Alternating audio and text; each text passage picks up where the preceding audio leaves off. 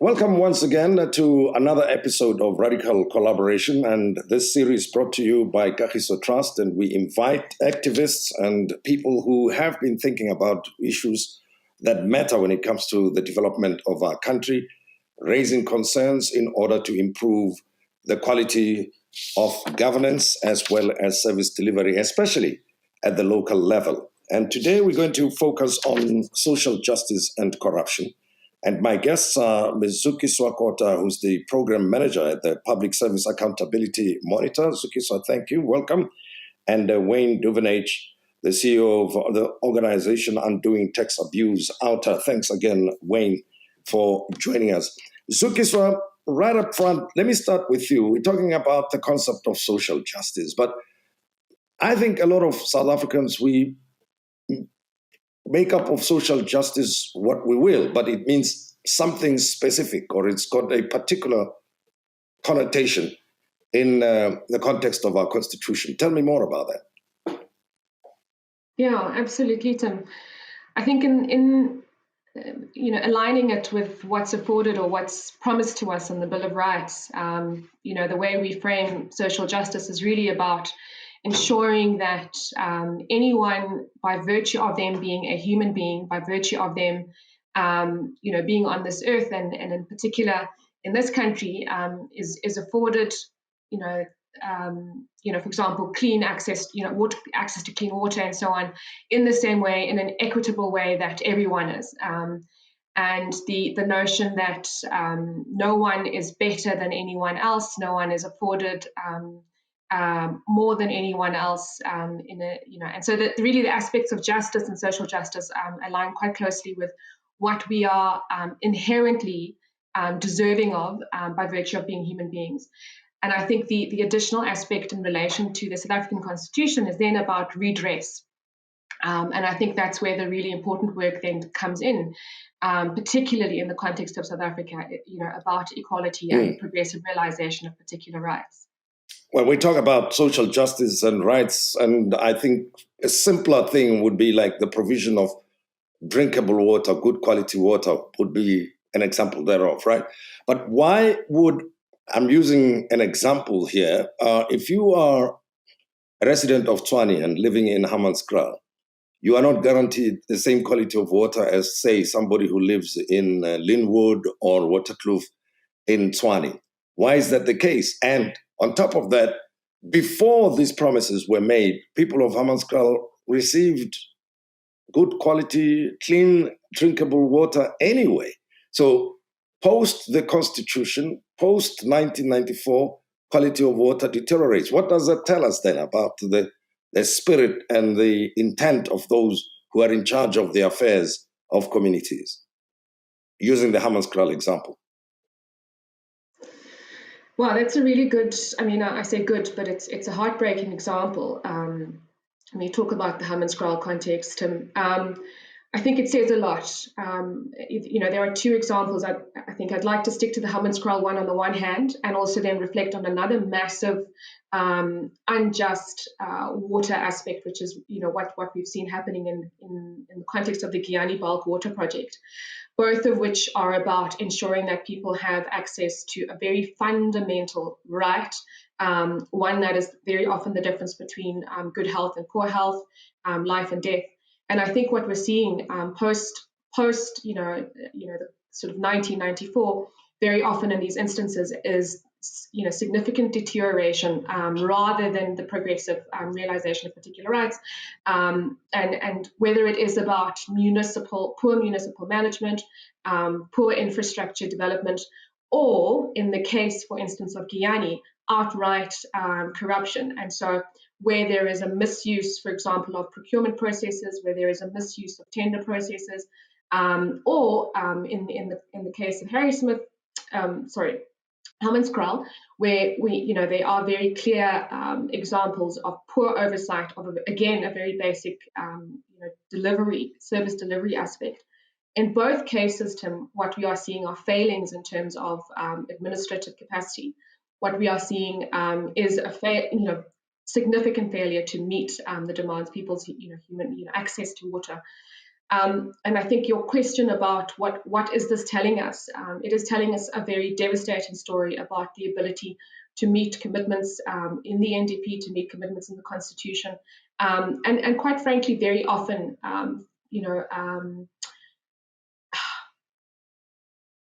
failed political administration over and above, whether it is financial issues or otherwise. So I think all of those really indicate that we are very often moving in a regressive way when it comes to the service delivery and social justice.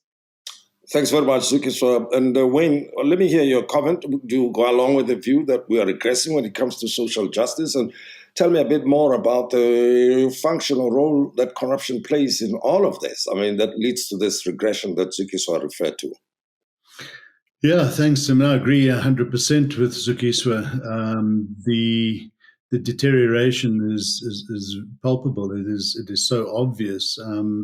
Over time, you just have to go back 15 years, so halfway into our new democracy, and you seldom heard about water issues, the likes of which Hammanskraal. There are many Hammanskraals, by the way, across the country, and it's getting worse. For a country like South Africa to read about cholera outbreaks and death. This is a clear sign that things are going wrong with the quality of water. But you just got to go beyond that to electricity, to housing, and more worryingly to education, where more and more children are leaving school in an unemployable state. And the universities and the employers will tell you that it's a big gap now. And having to retrain or get people up to speed for employment or further tertiary learning capacity. These are serious concerns, and they all come down to what we believe and what we see is political interference for objectives and agendas that are not in the best interests of civil society, of the people of this country. And at a local government level, you just have to look at the Auditor General's reports to see financial mismanagement, to see a deliberate placement of people who are incompetent to fulfill very important roles, the amount of money that is spent then on consultants, money that is wasted. And if you compare that to the municipalities that are working, and you speak to those mayors, and who have a long-term view around development of their communities, of benefits for residents, and those where collapse is happening, and you just get a sense of a total disconnect between what a town and a city needs to do and develop and maintain for its residents, for its businesses to thrive and invest in. And if we don't get this right, sadly, the poorest of the poor, that's where the social injustice is felt so much harder, get impacted and hit the worst, because ambulances aren't available to take people who need care to hospitals and clinics. We saw the Life Esidimeni matter here in Gauteng, which is an atrocity. That should never have happened, but as a result of policies and conduct that people just take their eye off the ball of what they're supposed to be doing for their citizens. So it is getting worse, and it's not a case of, I don't believe it's a case of we don't have the money. As a country, as each town, if you look at a thriving town in a rural community compared to a non-thriving town in a very similar environment, same rand, same infrastructure issues and challenges, why does one thrive and one not thrive? We don't have to bring in international experts to try and help us resolve this. We've got the answers here. And it is clearly a case of a political mindset that is not tuned into the best interests of the citizens of this country. Well, one could make an argument that this is the outcome of the type of democracy that we have, isn't it? I mean, what else can communities do? This is not a reflection of the particular communities that they are led and services are delivered in the way that they are, that it is because the communities do not participate or hold those that they've elected to office accountable. And if that is the case, how can they go about holding them accountable if after 5 years, they go back and maybe vote for the same people anyway. So I'm trying to understand that. How do you fix this? Yeah. After all, somebody may say, we've got the best constitution in the world, a functioning democracy. What else do you want? This is what happens in democratic settings. We may wish for things to work, but this is what happens. It's a valid point. You get the government you vote for, and I get that. But I think what's playing right now in the courts is this electoral reform, the amendments to the Electoral Act, where we can start introducing leadership in Parliament that is accountable to the electorate and not to the political parties. So what you have is when you go and vote, you vote for a party who decides in the back rooms of their political masters' environments of who's going to represent them in Parliament and largely also in local government. Whereas what we need is this constitutional type of democracy, or this constituency type of democracy, where if for instance Imtiaz Sooliman is standing against Mosebenzi Zwane in the same constituency, who do you think is going to win those type of elections? But that's not the case. And unless we get this electoral reform, which government is dragging its feet on, both in the legislature, parliament, and the executive, we're going to have this again next year, where we don't know who we're putting into power, even if we vote for a political party, because we don't choose their candidates that are going to represent us. And that's part of the problem, Tim. Obviously, it's broader than that, I understand. And there are many other things, buying votes and influencing at the time. But I think civil society and educating, by the way, civil society, we have an electorate that doesn't turn up for elections. It's getting worse and worse. We need people to participate in our democracy. And if we don't get this right, then I'm afraid you have the other problems where people think, well, the way I'm going to demonstrate is burn the mayor's house down until they fix the water problems. That's not going to help either. So it's a multifaceted approach, but I don't think the leadership in this country, government, right from the top, is taking this matter seriously enough. And we cannot have the continued destruction of local government in the way it is. Well, in the meantime, corruption is there, and it looks like, let me ask for an opinion first, Zukiswa. Do you think that corruption is getting worse, especially at local government, or do you think that the situation is improving somewhat, given the work that people like Wayne and the Outer are doing, and the media, shining the light in the dark corners where corruption takes place, that the public is much more aware of that? Does that mean it is reducing or increasing from your observations and experience at local government level? Yeah, that's a tricky question in the sense that, on the one hand, there is no doubt that the amazing work, as you say, that's done by many civic actors, many organizations, including Outer, is and the media. I think that's actually really important to underscore. What we've seen in recent years and recent months is that without amazing investigative journalism, there is so much that the public would be unaware of, and there is so much that we wouldn't be able to understand in the way that we now do. And so that level of exposure, exposing of corrupt practice is important. So I think there is a much stronger discussion, a much more publicly engaged discussion around corruption, what it means, and why it is so important for everyone to be plugged into conversations about tackling corruption, fighting corruption in all its guises. So on the one hand, the exposure means that we are hearing more, we're seeing more. I don't think it's necessarily that there are improvements in the ways that we would want. In fact, when we look at over the years, I think I don't want to speak too long about the Giyani Welkwater case, but I raise it because it is one of the most illustrative of very often what we're seeing across the country. On the one hand, we are seeing very often the misuse of by accounting officers and ministers of their given powers, where they've got the scope to influence procurement processes, for instance, and it does mean that since 2009, when people of Giyani were promised clean drinking water in their homes, it's 2023. And literally millions have been spent on that project and very little to show for it. And we've also seen, the exposés where we've seen a minister directly involved with, agents, water supply agents and so on in that context, and quite clearly, again, this notion of abuse of powers. What we do know, Tim, is that the rot in very many instances is deep. What we do know is that the rot in terms of corruption has a direct impact on the delivery of services.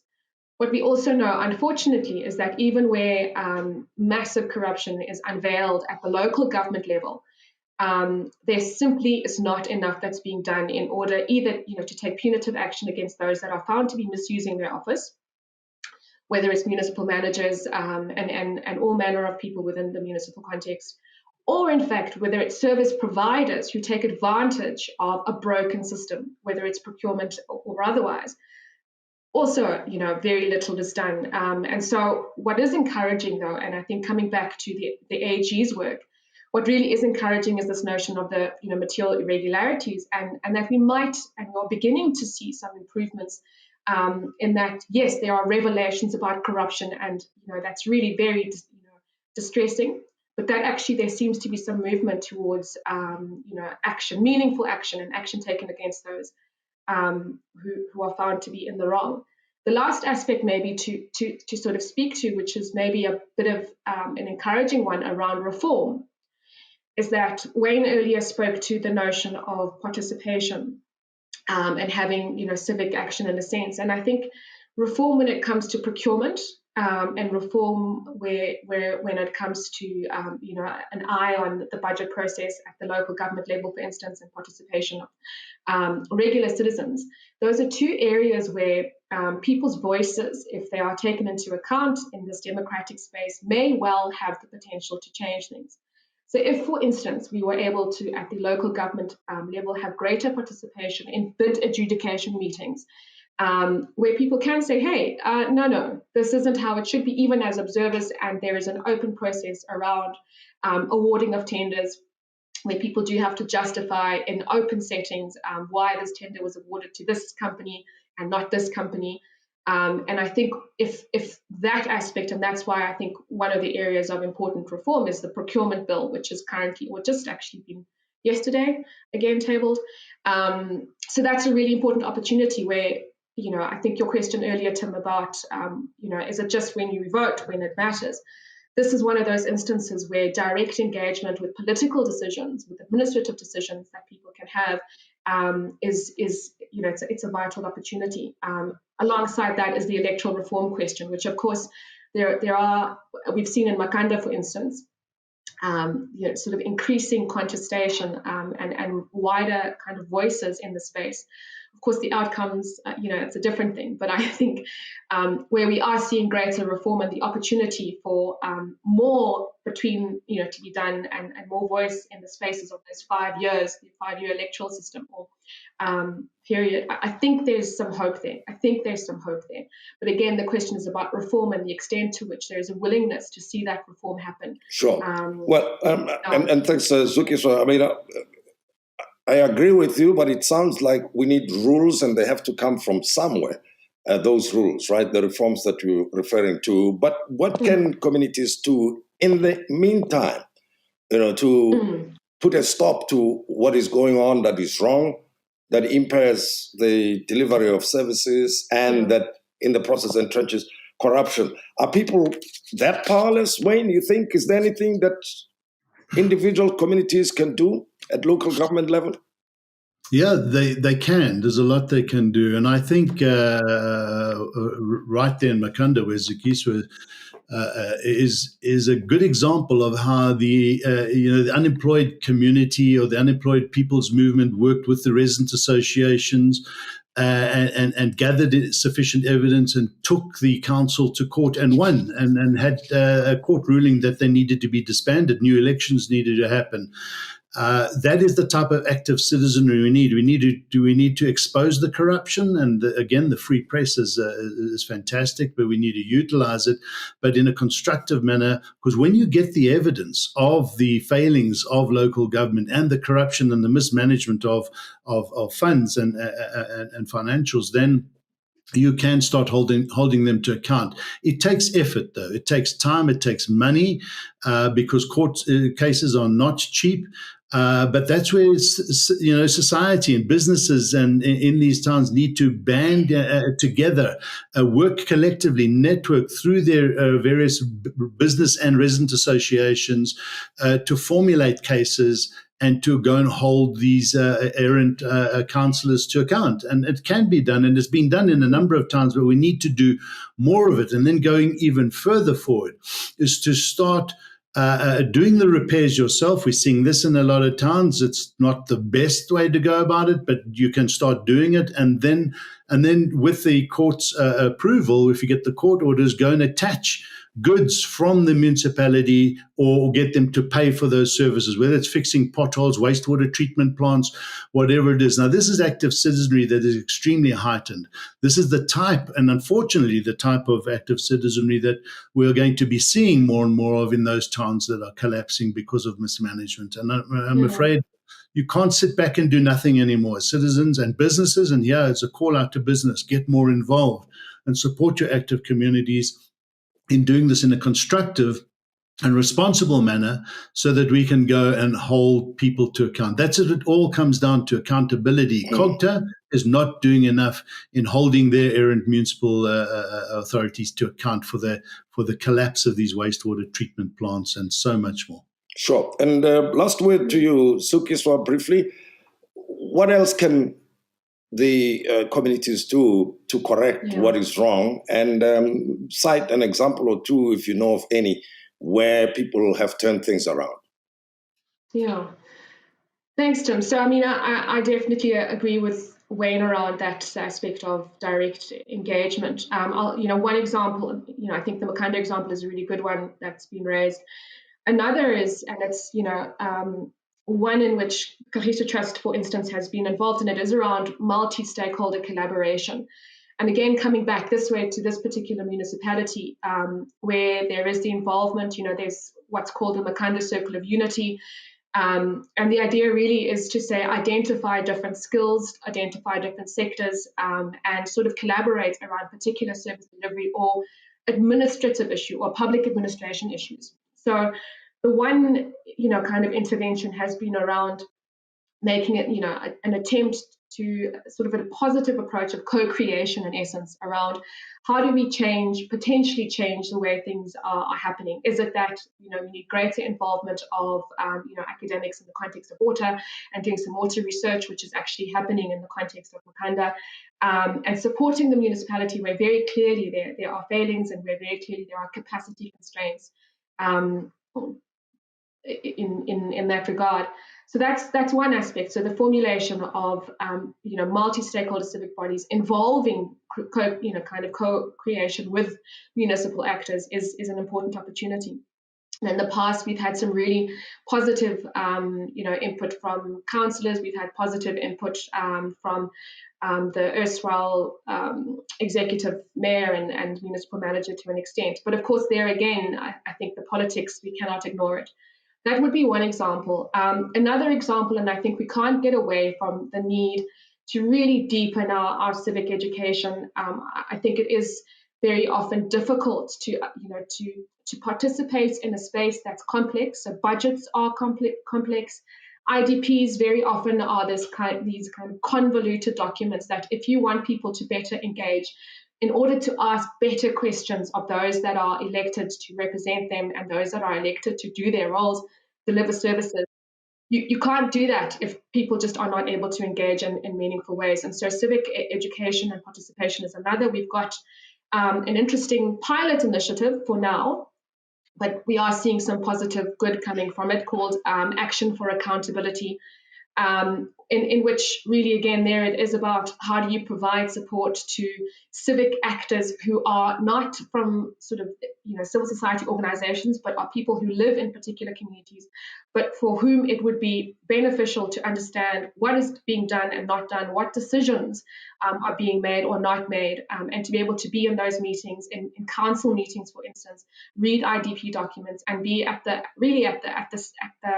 hub, as it were, of decisions that directly impact their lives. And so that's one area where we are also increasingly seeing support to community journalists writing stories about what's happening, writing stories about service delivery, but also working alongside the municipality, which I think is very often something that's difficult to do, but is important to do. And we'd look forward to maybe coming back at some point and sharing some of those kind of findings and what's happening and what is being what is emerging from those kinds of collaborations or co-creation.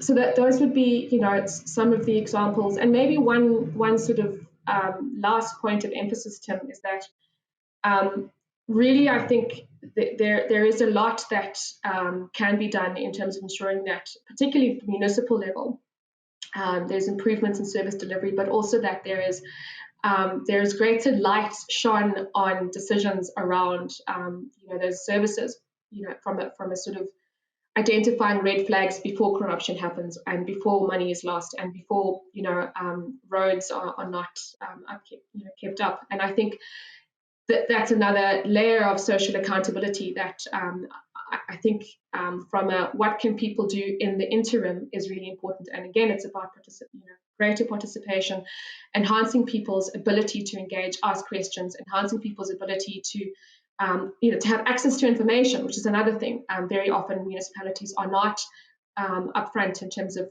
sharing what they're doing, putting up minutes of council meetings on their websites, or having council meetings available readily at town offices, town halls, and so on.